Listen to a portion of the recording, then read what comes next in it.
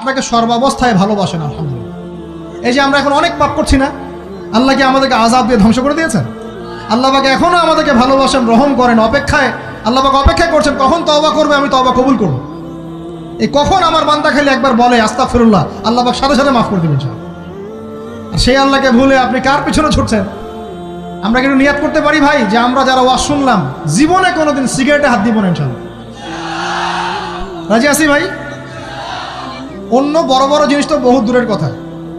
আচ্ছা, অনেকে রাজি হয় নাই কেন? আপনারা কি অলরেডি আসক্ত? আমি অনেক ভাইকে দেখেছি মাশাআল্লাহ ইফতার খুলেই একদম বেনসন টানা শুরু করে। হ্যাঁ, এটা যে হারাম আপনাদের কেউ ওয়াজ করে শোনায় নাই? এটাকে কি মনে করেন আপনারা, হারাম না হালাল? কেউ বলেছে মাকরু, নাকি মাকরু ফতোয়া দিয়েছে? মাকরু শব্দের অর্থ জানেন আপনি? মাকরু শব্দের অর্থ কি?